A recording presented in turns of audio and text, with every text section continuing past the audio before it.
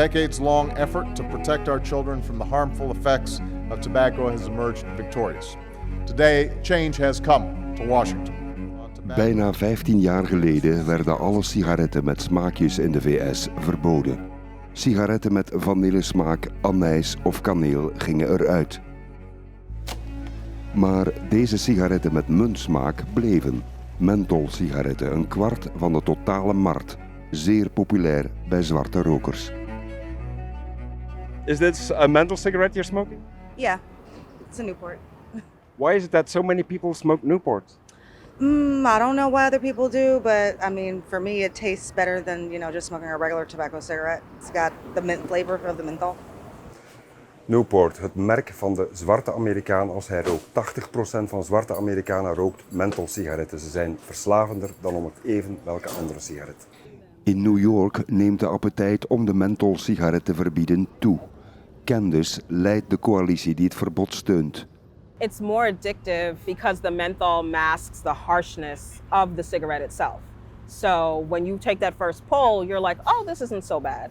So it's easier to start it, also means it's harder to quit it. Oh, smoother Newport, fresher Newport, smoother, more refreshing cigarette.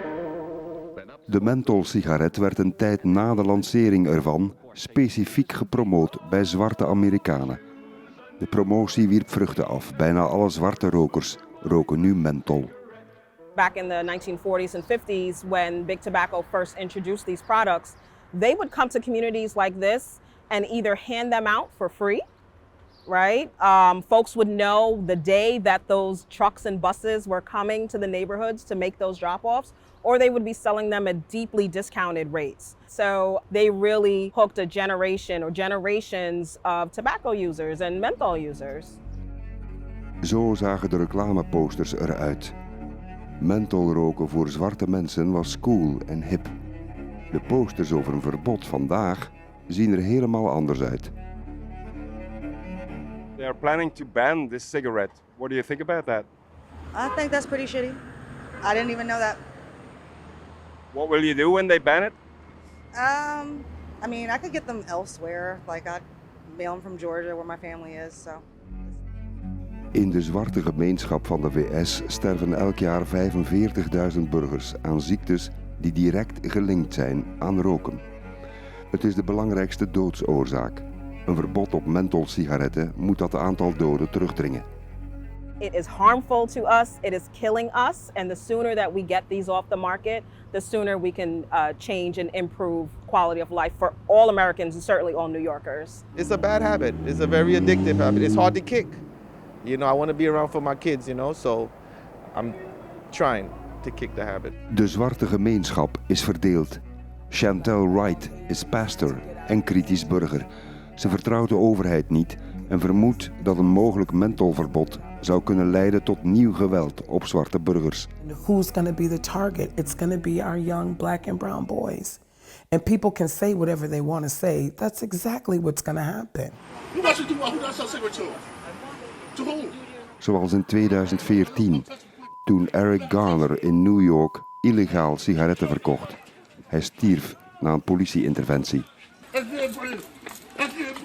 So instead of adding another layer of that type of enforcement, let's look at mental health. Let's look at economic choices that these people have to make that are selling these cigarettes. Candice van de coalitie Menthol Kills New York denkt dat er onnodige zwarte angst is over de rol van de politie bij het afdwingen van een mentholverbod. Police department currently does not have any oversight over illegal tobacco products, and they will continue to not have oversight over illegal tobacco products. Who does that then? So that would be the Department of Consumer and Worker Protection. We're talking about the Sheriff's Office, a couple of other entities, but certainly it's not under the auspices of NYPD. In de staten Massachusetts en Californië geldt al een mentholverbod. A funeral was held in downtown Sacramento for menthols themselves. Maar het wordt amper nageleefd of gecontroleerd, zo blijkt. Voor zwart Amerika lijkt het vooral een aanval op hun sigaret. I'm not opposed to looking at measures that would curtail the sales or measures that would eliminate the addiction. If we can do all of those things, hoorah. But if you say ban, ban means it has to be enforced. When you say enforcement in this country, whether they say it's a priority or not, this is just another loophole for them to harass people in our country. And I'm opposed. President Biden wil een verbod in heel de VS op mentholsigaretten. Wellicht de enige methode om smokkel van staat tot staat tegen te houden.